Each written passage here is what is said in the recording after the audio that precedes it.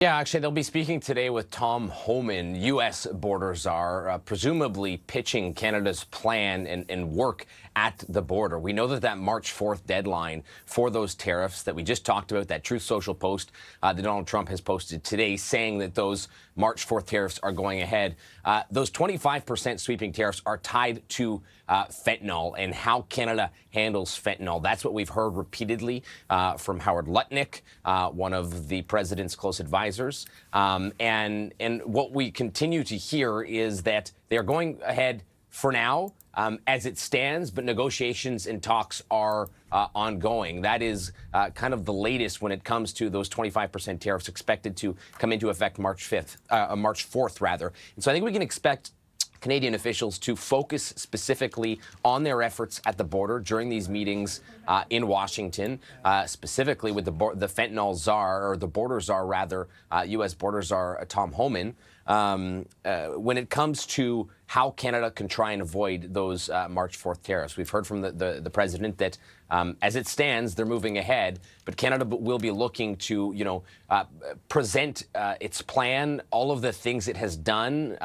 When you look at appointing the fentanyl czar, who is there as part of these meetings, the $1.3 billion plan that Canada has unveiled to tackle the border. So that will be, of course, the main focus for Canadian officials visiting Washington right now, Akshay.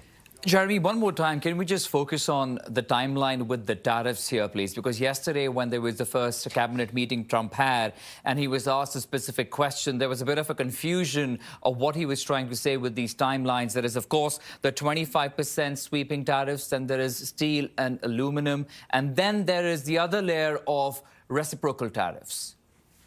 Yeah, it's hard to follow. Things are changing. Dates are changing. There's three different potential dates, different kinds of tariffs. There's no question it gets a little confusing. And I think what happened yesterday is the president misspoke and then was quickly corrected and kind of clarified in that Truth Social post today. The plan we've heard from the White House and through the president and officials is March 4th is the date for those 25% sweeping tariffs on Canadian goods that will apply to Mexico as well. But in terms of our purposes for Canada, Canadian goods, and that is tied to fentanyl and the fentanyl crisis and border issues. Then you have March 12th, which is the date where President Trump has said that they'll impose new tariffs on steel and aluminum.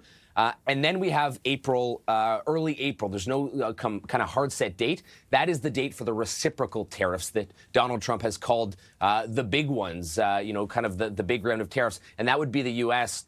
imposing reciprocal tariffs on any product that, other countries are tariffing for American goods. So really, they'd just be responding with a tax on anything that anybody else taxes from their products. So that expected in early April. It's not expected, though, Akshay, and it's important to highlight that those reciprocal tariffs would have a massive impact on Canada. By and large, Canada doesn't tax or tariff many U.S. goods. There are questions about supply management in industries like the dairy industry and whether Donald Trump would look at the way Canada handles the dairy industry as a reason to impose reciprocal tariffs, but it's not expected that early April timeline for reciprocal tariffs would have a huge impact on Canada. CTV Jeremie Charron. Jeremie, thank you for breaking it all down.